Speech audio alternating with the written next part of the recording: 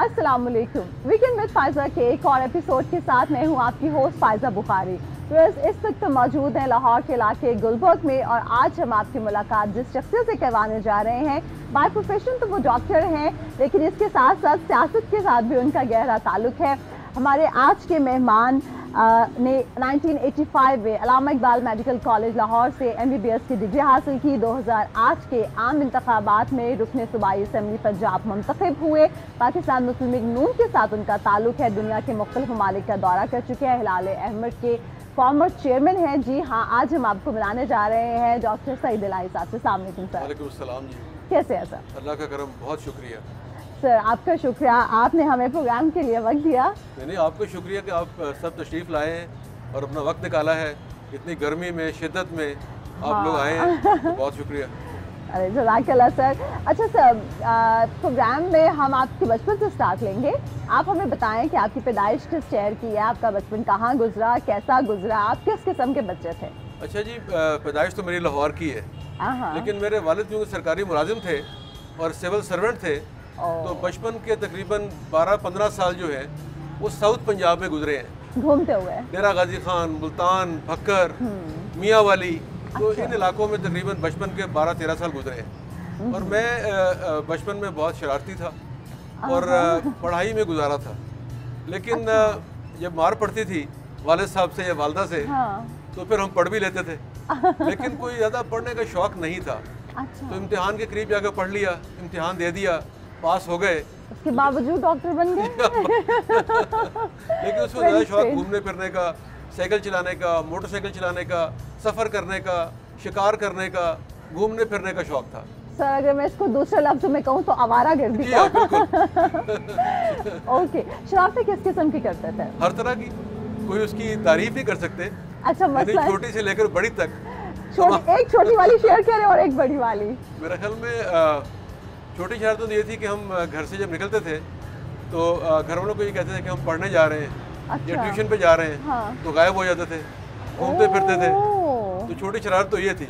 अच्छा, इसको ये छोटी मान रहे हैं, ये देखें जी। या गाड़ियाँ कभी घर से रात को वाले सब सो गए तो चाबियाँ लगाई, लेके गायब हो गए। और कई दफ़ा तो शहर से बाहर भी चले जाते थे और कोशिश करते थे कि 6 घंटे में वापस भी आ जाए। तो कई बार बहुत हिम्मत है जी। तो उस पे ये होता था कि ये हमारी एक छोटी शरारत थी। अच्छा, ये छोटी शरारत। और बड़ी शरारतें ये थी कि जैसे मैं जब तालिब इल्म था मेडिकल कॉलेज में, तो वहाँ पे फॉर्मर जो प्रेसिडेंट थे जनरल ज़ियाउल हक, उनके गवर्नर वो एक फंक्शन पे आ रहे थे। तो वहाँ हमने हंगामा राई की, फंक्शन रुक गया, तो हमारे पे मुकदमे दर्ज हो गए, गिरफ्तार हो गए। वो थी तो शरारती, लेकिन बाहर उसकी काफ़ी भारी कीमत अदा करनी पड़ी। वो करनी पड़नी थी आपको। तो इसलिए मैंने आपको छोटी से बड़ी तक 2 शरारतें बयान कर दी हैं। इसके दरमियान बहुत सी हैं जो शायद नाकाबिले बयान भी हैं। मेरे से कान खड़े हो गया, नाकाबिले बयान वाली कौन सी हो सकती हैं? अच्छा सर, आपने कहा कि मतलब आप एवरेज स्टूडेंट थे, अगर डांट पड़ी तो पढ़ लिया, तो फिर ये MBBS की डिग्री कैसे हासिल की? अच्छा, इस तरह है कि FSC में मैंने चंद माह पढ़ा, तो मैं गवर्नमेंट कॉलेज लाहौर में पढ़ता था। FSC मैंने गवर्नमेंट कॉलेज लाहौर से की है। तो मेरे वालिद की बहुत ख्वाहिश थी कि मैं बहुत बड़ा डॉक्टर बनूं, कार्डियक सर्जन बनूं, न्यूरो सर्जन बनूं, जबकि मेरी ये ख्वाहिश नहीं थी, बल्कि कोई इंटरेस्ट भी नहीं था। लेकिन जब उन्होंने मुझसे बहुत प्रेशराइज़ किया और जिससे मैं जज्बाती तौर पे ब्लैकमेल भी हुआ, ब्लैकमेलिंग से, तो मैंने FSC में मेहनत की और बाई चांस मेरे अच्छे नंबर आ गए। और मैं आखिरी लोगों में था।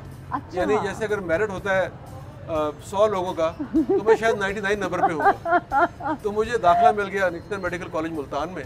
वहाँ से फिर मैं लाहौर आ गया। तो बाकी 5 साल मैंने अल्लामा इकबाल मेडिकल कॉलेज में ही गुजारे और वहीं से डॉक्टर बना। तो सर मतलब आपने उसको ही नहीं सोचा कि वालिद की ख्वाहिश भी थी और ये कि हमारे यहाँ पे डॉक्टर्स और टीचर्स की इज्जत भी बहुत की जाती है, तो आपने ये नहीं सोचा कि भाई मैं ठीक है डॉक्टरी ही करूँ, यही ज़्यादा सही है? सियासत में फिर कैसे आ गए? अच्छा, मेरा दिल लगता नहीं था मेडिसिन में, ना पढ़ने में ना प्रैक्टिस में।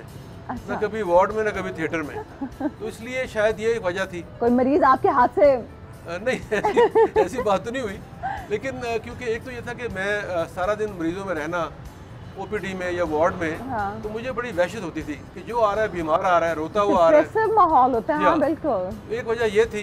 दूसरा ये था कि सोचा कि ज़िंदगी पूरी या वार्ड में गुजरेगी या थिएटर में गुजरेगी। अच्छा। तो ये अल्लाह ताला की बनाई जो खूबसूरत चीज़ें हैं, सूरज है, चांद है, हाँ, खुली हाँ। हवा है, हाँ। सर्दी है, गर्मी है, तो इससे महरूम रहेंगे। तो शायद ये वजह भी थी। तो सियासत का फिर शौक़ था, फिर मैं तालिब इल्मी के ज़माने में सियासत करता रहा, फिर मेडिकल एसोसिएशन में रहा, तो करते कराते आहिस्ता आहिस्ता फिर नेशनल पॉलिटिक्स में आ गया। तो जहाँ बैठी हुई इसी हल्के से इलेक्शन लड़ा, तो उसमें अल्लाह ने कामयाब किया। फिर मैं सेहत के महकमे में कई चीज़ें जो खदमात सर अंजाम दे सकता था वो देता रहा।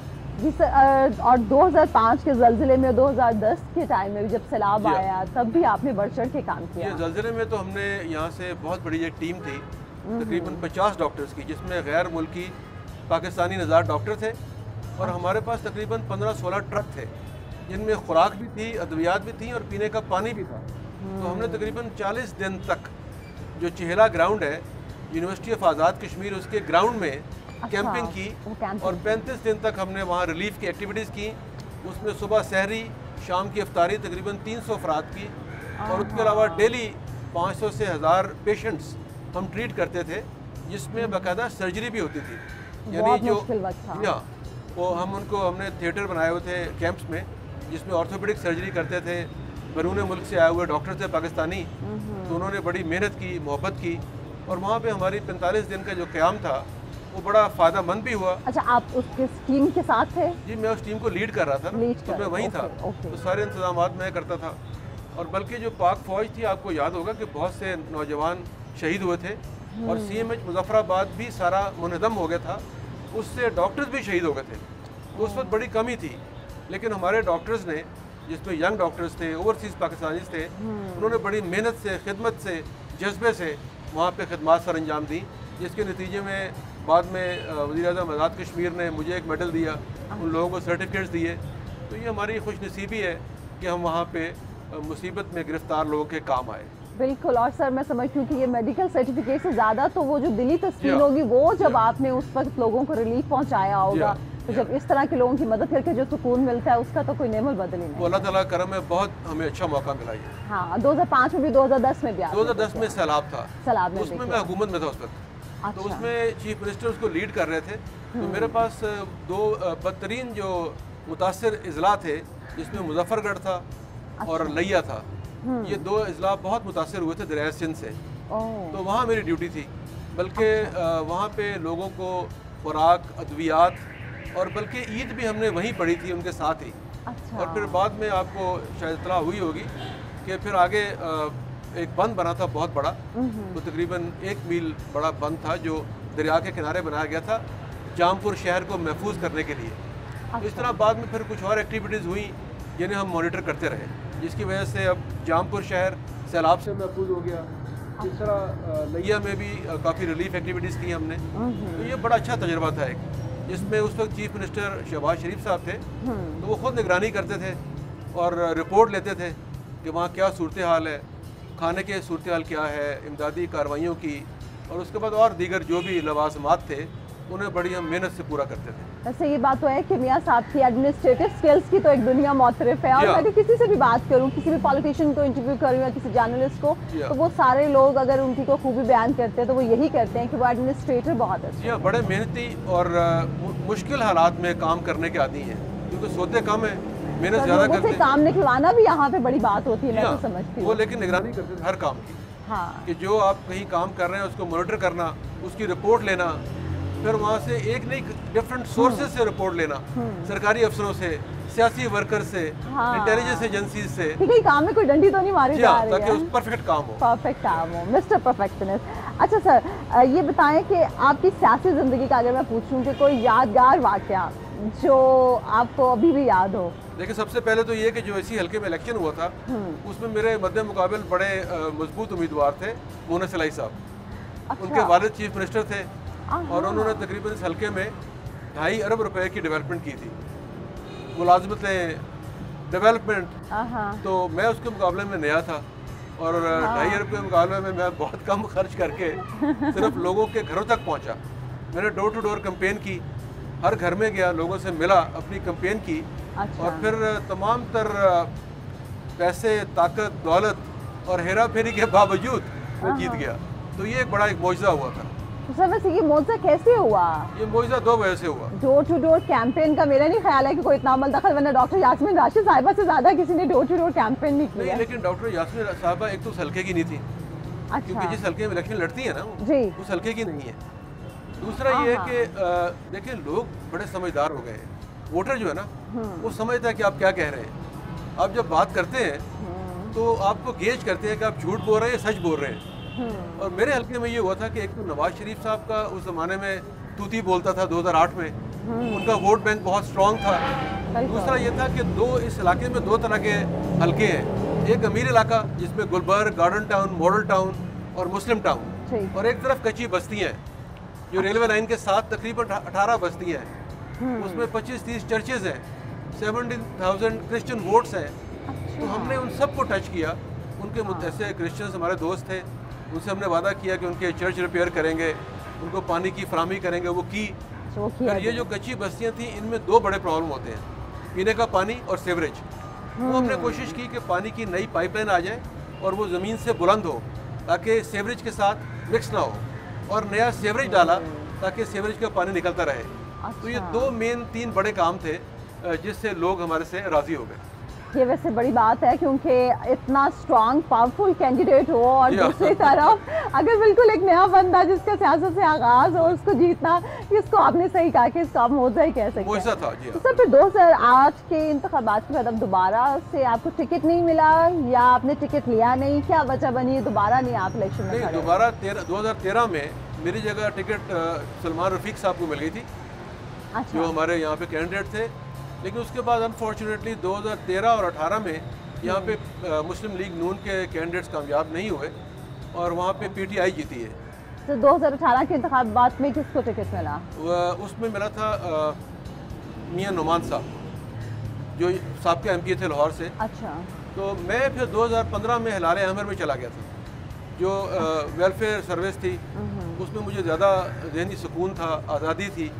और फिर यह था कि पूरे पाकिस्तान में रिलीफ वर्क कर रहे थे, नए लोग डेवलप कर रहे थे, वॉलंटियर्स बना रहे थे, तो मुझे उसमें ज़्यादा इंटरेस्ट फील हुआ।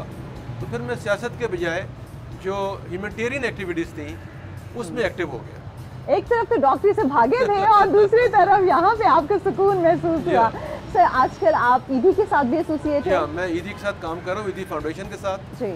और उनके साथ मैं उनका एडवाइज़र हूँ और उसमें उनके जो ह्यूमन रिसोर्स ट्रेनिंग है उसमें हम काम कर रहे हैं, जिसमें उनके ड्राइवर्स हैं, वर्कर्स हैं, उनको हम आयरलैंड के जो स्पेशलाइज्ड प्रोफेसर्स हैं उनसे उनकी ट्रेनिंग करवाते हैं। अच्छा। और मास्टर ट्रेनर्स तैयार हो गए हैं। कुछ और प्रोजेक्ट्स पे भी हम फैसल ईदी साहब जो हैं उनसे राब्ते में रहते हैं कि नए हॉस्पिटल, क्लिनिक और इस तरह की रिलीफ एक्टिविटीज़ क्या हो सकती हैं, तो उस पर काम जारी है। और हमारी एक प्रपोजल ये भी है कि हम एक ईदी यूनिवर्सिटी कायम करें ईदी साहब के नाम पे। बहुत ज़रूरी है। हाँ, उसमें इब्तदाई जो इक़दाम थे उसके लिए एक कॉलेज पहले बनना चाहिए, वो तकरीबन बिल्डिंग तैयार है, उसका एनओसी भी अप्लाई कर दी है। लाहौर में? नहीं, इस्लामाबाद में है वो। ओके। लेकिन अल्टीमेटली हम इंशाल्लाह ईदी यूनिवर्सिटी कायम करेंगे ताकि जब तक दुनिया रहेगी लोग उससे इस्तेफादा करते रहें। बिल्कुल रहना चाहिए, ये मैं समझती हूँ उनको बहुत अच्छा, बहुत बड़ा ट्रिब्यूट होगा। और वैसे अब तो हुकूमत भी आपकी है तो आप लोगों के लिए काम करवाना आसान हो जाएगा। हुकूमत से काम करवाने के लिए हमेशा उसको फॉलोअप करना होता है, मेहनत करनी होती है, क्योंकि देखिए हुकूमत का जो निज़ाम है ना वो स्लो होता है, स्टेटस को होता है, ब्यूरोक्रेसी में हर्डल्स होती हैं, तो उसको आप परमानेंटली कॉन्टीन्यूसली अगर आप सपोर्ट करते रहें, फॉलो करते रहें और उनको कन्विंस करते रहें तो फिर मस्बत नताइज सामने आते हैं। बिल्कुल मुस्बत नताइज सामने है, तब ऐसी बात है। सर व्यूअर्स, यहाँ पर बातों का सिलसिला जारी है, लेकिन एक वक्त हुआ है ब्रेक का, छोटे से ब्रेक के बाद वापस आते हैं।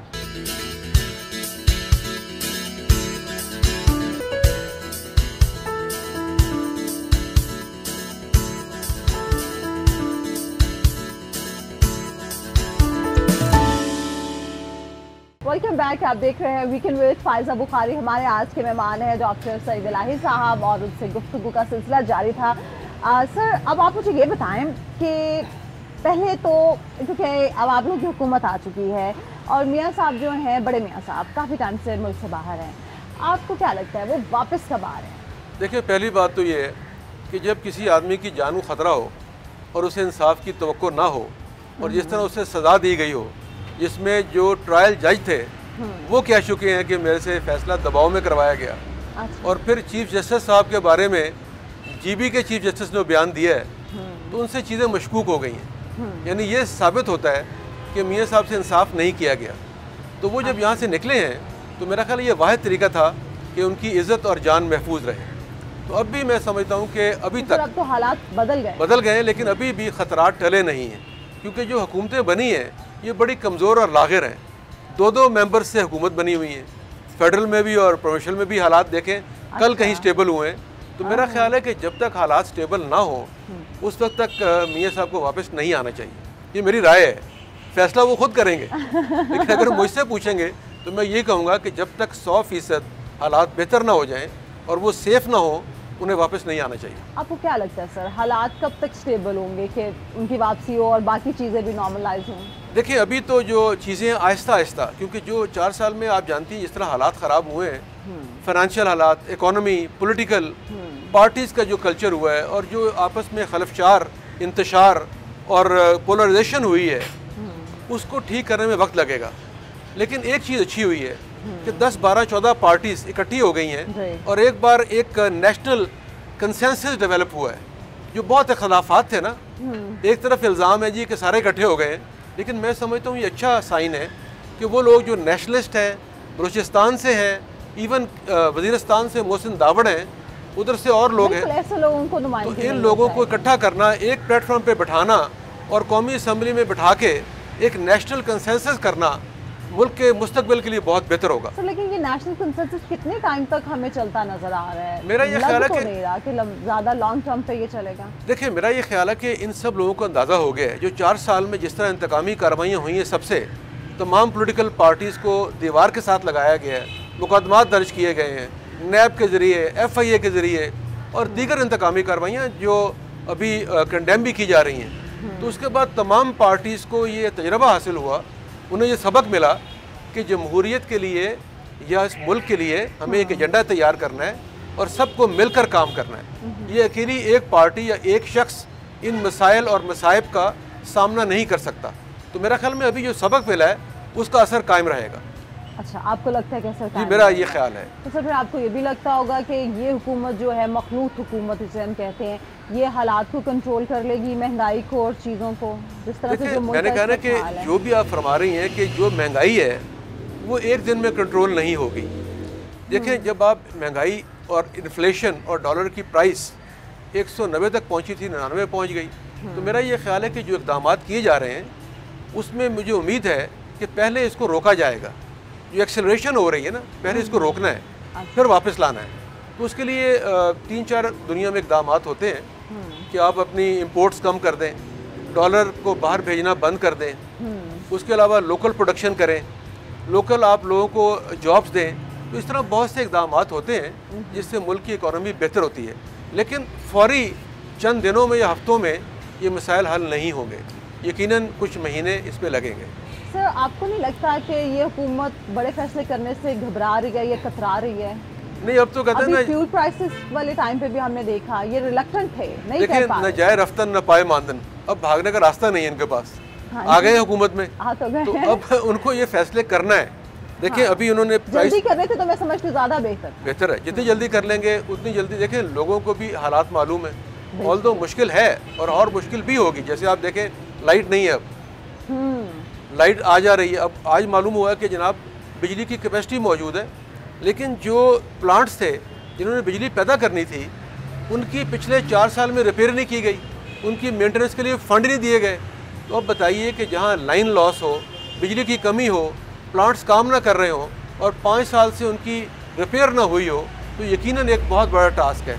तो जिसके लिए अभी हुकूमत और प्राइम मिनिस्टर काम कर रहे हैं। और आप जानती हैं कि शहबाज शरीफ साहब जो हैं वो 24 घंटे काम करते हैं और रिज़ल्ट ओरिएंटेड काम करते हैं। तो उन्होंने अभी चाइनीज़ आए हैं, चाइनीज़ का पूरा डेलीगेशन आया है, कल टर्की गए हैं वो।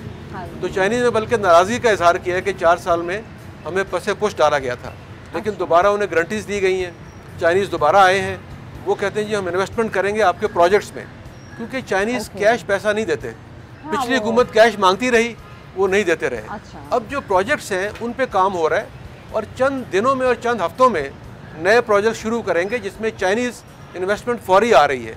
जिससे बेहतरी की तरफ इंशाल्लाह कदम बढ़ेंगे। बिल्कुल बढ़ना चाहिए। और सर महंगाई और सबसे बढ़कर लोड शेडिंग से तो जान छूटनी चाहिए, जिंदगी अजीरन हो गई है बहुत। देखिए महंगाई, बेरोजगारी और ये बिजली का जो मसला हुआ है, ये तो एक आफत बन के नाजिल हुआ है। गर्मियों में तो ये आफत है, आफत है यानी। और आप जैसे लोग, हम जैसे लोग जो एयर कंडीशन में रहते हैं, उनके लिए ज़्यादा मुश्किलात हैं। गरीब आदमी तो आदी होता है, दरख्त के नीचे बैठ गया, पंखा लगा लिया, लेकिन जो लोग बेहतर माहौल में रहने के आदी हैं, उनके लिए बड़ी मुश्किलात हैं। अच्छा सर, आप ये बताएं कि शहबाज शरीफ साहब जो फैसले करते हैं वो अपनी मर्जी से करते हैं, अपनी पार्टी की मर्जी से, या मियाँ साहब की मर्जी? नहीं, इस वक्त दो चीज़ें हैं। एक तो ये है कि जो एयरलाइंस हैं उन सबको कॉन्फिडेंस में लेना बहुत ज़रूरी है, क्योंकि फ्रेजाइल आप देखें कि एक मखलूत हुकूमत है और कमज़ोर हुकूमत है, तो उसके लिए वो ख़ुद फैसले नहीं कर सकते, अपनी राय देते हैं, उस पर कंसेंसस कायम करते हैं। जैसे आपने फरमाया नवाज़ शरीफ साहब से मशवरा करते हैं, और कई चीज़ों में नवाज़ शरीफ साहब जब नहीं मानते तो फिर जरदारी साहब उन्हें मनाते हैं। अच्छा। तो और इस तरह वो लोग, तमाम लोग, देखें हर आदमी की अपनी सियासी बसीरत, सोच, समझ है। तो नवाज शरीफ साहब की अपनी एक सोच है, वो समझे कि मुज़ाहमत की सियासत करते हैं और एक स्ट्रॉन्ग और बहादुर आदमी है। उसके मुकाबले में जरदारी साहब जो हैं वो वाइज गेम खेलते हैं, वो चेस प्लेयर हैं, और उसके मुताबिक वो फिर एक गेम डिज़ाइन करते हैं और फिर मियाँ साहब कन्विंस भी करते हैं, जिससे वो अपनी राय बदल भी लेते हैं। आप तो समझते हैं मियाँ साहब को इस मुज़ाहमत की सियासत का काफ़ी भारी खमियाजा भुगतना पड़ा? देखिए, ये तमाम दुनिया में जब भी कोई मुज़ाहमती सियासत करता है या असूली या नज़रियाती सियासत करता है तो मुश्किलात से गुजरना होता है। तो मेरा ख्याल है कि नवाज़ शरीफ साहब का एक माइंड सेट था शुरू से, पहले गुलाम इसाक खान साहब से, फिर जनाब लगारी साहब से, और इस तरह बहुत से लोगों के इनके इख्तलाफात हुए, और छोटी छोटी बातों पे, जैसे मोटरवे बनाना था तो इसाक साहब ने मुखालफत कर दी। अच्छा। इस तरह लगारी साहब ने मुखालफत की, और वो तमाम डेवलपमेंट प्रोजेक्ट जो नवाज शरीफ साहब का ख्वाब थे पाकिस्तान को जदीद तरीन बनाने के लिए, उसकी मुखालफत करते थे वो, लेकिन बाद में उससे मुतफिक भी हो गए। यानी एक मैं आपको वाक़या सुना देता हूँ कि प्रेसिडेंट लगारी मोटरवे के ख़िलाफ़ थे। अच्छा। और बंदे की राह में सबसे बड़ी रुकावट थे, लेकिन जब उन्हें दिल की प्रॉब्लम हुई, वो बीमार हो गए, हार्ट के पेशेंट बने, तो लाहौर आते थे। तो एक दिन मैं उन्हें मिलने गया तो वो कहने लगे कि आज मेरी तरफ से आप नवाज शरीफ का शुक्रिया अदा करें, अगर मोटरवे ना होती तो मैं लाहौर ना आ सकता, बाहर आना पड़ता, मैं दिल का मरीज़ हूँ, मेरी ओपन हार्ट सर्जरी हुई है, तो ये जो मोटरवे है ये लाइफ लाइन है। तो वो 96-7 में उसकी मुखालफत कर रहे थे, लेकिन उससे 10, 12, 15 साल बाद वो उसकी तारीफ़ भी कर रहे थे और शुक्रिया भी अदा किया। तो बहरहाल ये अल्लाह का निज़ाम है कि जो अच्छी चीज़ें हैं वो चाहे किसी भी हुकूमत की हो, इंसान को क्रेडिट देना चाहिए। सर, इंतखाबात कब देख रहे हैं? देखिए, अभी मेरा ख्याल है कि जो मौजूदा हुकूमत है उसके पास तो कोई और रास्ता नहीं है कि वो 1 साल इंतज़ार करे। 1 साल के बाद जब ये चीज़ें कंट्रोल में आ जाएं, देखिए उन्होंने तरामीम करनी थी, वो कर दी हैं, कुछ और डेवलपमेंट्स करनी है। इलेक्शन कमीशन है, इलेक्शन कमीशन के अलावा जो हमारा नैब का नया चेयरमैन है, और बहुत से इदारे हैं जिनको लीगल कॉन्स्टिट्यूशन के मुताबिक ढालना है, जिनके अख्तियारात आइन से, कानून से मावरा थे। अच्छा। जिस तरह नैब को उन्होंने तरीके से कोशिश की है कि 90 दिन का रिमांड देने के बजाय जो पाकिस्तान के आइन कानून में लिखा हुआ है कि 14 दिन का रिमांड होगा, सरकारी मुलाजिम को या ताजर को पकड़ना है तो उसका एक तरीका होगा, उसकी इंक्वायरी करेंगे, जिस तरह FIA के लॉज हैं, तो इस तरह और बहुत सी चीज़ें हैं, इलेक्शन रिफॉर्म्स हैं। लेकिन आप लोगों पर इल्ज़ाम लगाया जा रहा है कि अपनी मर्जी की तरामीम करवा रहे हैं, जिससे आगे चल के आप लोगों को फ़ायदा। देखिए, मर्जी में 12 लोग तो शरीक नहीं हो सकते ना, 12 पार्टीज इस मुल्क की, वो सारे इसमें चाहते हैं, और उसमें कानूनदान भी हैं, पार्लियामेंटेरियंस भी हैं, सेनेटर्स भी हैं, उनकी मुश्तरका राय से हो रहा है। ये कोई शख्स वाहिद की मर्ज़ी या ख्वाहिश नहीं है। तो इसमें इसका मतलब ये हुआ कि 90% जो आपकी आबादी है उसके नुमाइंदे ये फैसला कर रहे हैं। ठीक है, आप लोग तरामीम करने में कामयाब हो जाएंगे? जी, अभी तो कुछ हो गई है ना, कुछ और है वो भी हो जाएंगी, और वो सारी मुल्क के इंटरेस्ट में होंगी और आइन के मुताबिक होंगी। आइन के मुताबिक होंगी। सर, इमरान खान साहब के बारे में बताएं, आपको क्या लगता है उनकी हुकूमत की नाकामी की सबसे बड़ी वजह क्या थी? देखिए, उसकी 2 बड़ी वजह हैं। एक तो ये है कि इमरान खान साहब सियासत से बेबहरा हैं, वो एक सियासी लीडर नहीं है। अच्छा। और ना ही थे, ना बन पाए। और दूसरी बात यह कि उन्होंने अपना बहुत वक्त ज़ाया किया अपने ज़ाती ख्वाहिशात और शौक़ में। यानी प्राइम मिनिस्टर हाउस में आने के बाद 4 घंटे तक वो सिर्फ सोशल मीडिया और मीडिया टीम से मीटिंग करते थे। और 1 घंटा अच्छा। फाइलों पे दस्तखत करते थे। अच्छा। और तीसरा ये था कि सवाए अपने मुखालफिन के ख़िलाफ़ प्रोपेगेंडा, तकरीरें, सोशल मीडिया का यूज़, और वो नफ़रत फैलाते थे। प्राइम मिनिस्टर का काम नफ़रत फैलाना नहीं है, मुल्क को यकजा करना है। अपोजिशन को दीवार से नहीं लगाना, उससे करीब बुलाना है ताकि मुल्की एजेंडा तय करके मुल्क के फ़ायदे के लिए इकट्ठे काम कर सकें। और अगर कोई इल्ज़ाम साबित हो फिर तो ठीक है, लेकिन हर एक को चोर डाकू कहना, किसी को ना बख्शना, अपने साथ जो लोग बैठाए हुए हैं वो नाअहल थे जो उनको प्रॉपर राय नहीं दे सके, तो मैं समझता हूँ कि नाकामी की ये वजूहात थी। और अब भी जो अपोजिशन में भी उनकी नाकामी है उसमें भी यही वजूहात हैं। लेकिन अगर वो थोड़ा सा सियासी सोच का मुजाहरा करें और अपने साथ तजर्बाकार अपने पुराने जो सियासी लोग हैं उन्हें बिठाएं तो बेहतर नताइज सामने आ सकते हैं। सर, जब फिर इमरान खान साहब का जिक्र हो तो रेहाम खान साहब का भी जिक्र हो जाता है। जी हाँ, वो भी हमारे यहाँ पे सियासत का एक किरदार है, सहाफत का तो है ही। सर, आपकी मुलाकातें रही हैं रेहाम खान साहिबा से, आपने उनको कैसा पाया? देखिए, रेहाम खान की 2 बातें तो बहुत अच्छी हैं कि एक तो वो सच बोलती हैं, दूसरी बेखौफ है, यानी डरती नहीं है। जब वो किताब जब ये वाक़या हुआ, किताब लिख रही थी तो उस वक्त भी उनको धमकियाँ मिल रही थी। किताब लिखने के बाद जब छप गई फिर भी धमकियाँ मिली उन्हें, लेकिन उन्होंने जुर्रत का मुजाहरा किया और फिर पाकिस्तान भी आ गई। तो मेरा ख्याल में 2 चीज़ें, एक तो ये है कि वो झूठ नहीं बोलती, दूसरा वो जुर्रत से, बहादुरी से मुश्किलात का सामना करती हैं। अच्छा सर, क्योंकि जैसा कि मैंने आगाज़ में कहा था कि आपने दुनिया के बहुत सारे ममालिक का दौरा किया है, कितने ममालिक की सैर कर चुके हैं, घूम फिर चुके हैं, कौन सा मुल्क सबसे अच्छा लगा? अच्छा, मैं दुनिया के बहुत से मुल्कों में घूमा फिरा हूँ, लेकिन यूके इसलिए बेहतर है, लंदन, के वहाँ पाकिस्तानी बहुत हैं। अच्छा। अजनबियत का एहसास नहीं होता। बड़े तहाशा पाकिस्तानी डॉक्टर हैं, इंजीनियर हैं, सियासतदान हैं। तो लंदन इस लिहाज से एक अच्छा है कि वहाँ मौसम अच्छा है, लोग अच्छे हैं, पाकिस्तानी माहौल है। और दूसरा सऊदी अरब बहुत अच्छी जगह है, जहाँ पे आप जाएँ तो आपको हरमैन मिल जाते हैं, आप उम्रा कर लेते हैं, मदीना शरीफ जाते हैं। तो ये 2 ममालिक मुझे पसंद है। सर, फ्री टाइम में क्या करते हैं? फ्री टाइम में ज़्यादा तो कोशिश करता हूँ जाके सो जाऊँ। अच्छा। सही बताऊँ आपको मैं। दूसरा होता है कि मैं टीवी बहुत कम देखता हूँ, बहुत कम। उसको मैं सिर्फ खबरें सुनता हूँ, वो भी फ़ोन पे। अच्छा। और कुछ फ़ोन यूज़ कर लिया, सोशल मीडिया यूज़ कर लिया, कुछ किताब पढ़ ली, और अगर वक्त मिले तो ट्रैवलिंग का मुझे शौक़ अभी भी है तो ट्रैवलिंग कर लेता हूँ। कभी ड्राइव कर लिया, कोई मौका मिला किताब पढ़ ली। सर, वैसे तो ड्राइविंग का भी हाल नहीं लाहौर में रह गया है। लाहौर से बाहर जाना चाहिए ना। हाँ, ये बात है, वरना इधर तो सिर्फ सरदर्दी। लाहौर तो ड्राइविंग स्ट्रेस है। बिल्कुल, मतलब आप गाड़ी चला रहे हो और लोगों को बोल रहे हो। अच्छा सर, बहुत शुक्रिया। अब तकरीबन हमारे प्रोग्राम का वक्त खत्म हो गया। आखिर में हमारा सेगमेंट होता है, मैं आपके सामने 4 नाम लूँगी, आपने उनकी एक खूबी बतानी और एक खामी बतानी। ठीक है, लेकिन बाद में जो मुझसे होगा उसकी जिम्मेदारी आप पे आएगी। हाँ, बिल्कुल भी नहीं सर, ये कोई कुछ भी नहीं होता, सब लोग इसका जवाब देते हैं। पहला नाम है जी शहबाज शरीफ साहब, उनकी एक खूबी बताएं और एक खामी। देखिए, खूबी तो ये है कि दीवाना वार काम करते हैं। अच्छा। मेहनती आदमी है, जफाकश है। और ख़राबी ये है कि बहुत तेज़ी से करते हैं। बस ये। अच्छा, मतलब वो कहते हैं ना, स्पीड जो है वो तो हाथ हौला रखने वाली ज़रूरत है। अच्छा, अगला नाम है जी बिलावल भुट्टो साहब, उनकी एक खूबी और एक खामी। देखिए, खूबी ये है कि उन्होंने बहुत जल्द सियासत में नाम पैदा किया। अच्छा। और उन्होंने बहुत जल्द सियासत सीखी है और अर्ली एज में मैच्योर पॉलिटिशियन बन गए। ये उनका प्लस पॉइंट है। ठीक है। और नेगेटिव ये है कि जो कम्युनिकेशन है उनकी, उसमें थोड़ी सी प्रॉब्लम रह गई है, क्योंकि वो बाहर से पढ़े हैं, तो ज़ुबान और बयान जो है उसमें जो कमी है उससे शायद वो बहुत लोगों को मुतासर नहीं कर सकते। ठीक। चौधरी परवेज़ इलाही साहब, चौधरी परवेज़ साहब खूबी ये है कि वो डेरादार हैं, और ख़राबी ये है कि नाकाबिल एतबार है।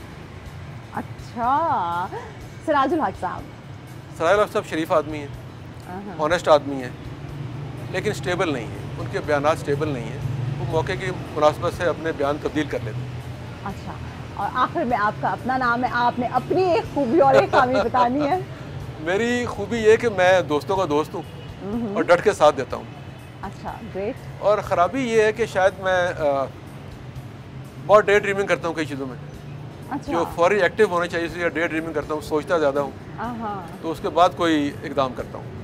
सर, बहुत शुक्रिया आपके वक्त का। व्यूअर्स, आप सब देखने वालों का शुक्रिया। उम्मीद करती हूँ आपको आज का प्रोग्राम अच्छा लगा होगा। मुझे दीजिए इजाज़त, अगले प्रोग्राम तक के लिए, तब तक अपना अपने प्यारों का ख्याल रखें। अल्लाह हाफ़िज़।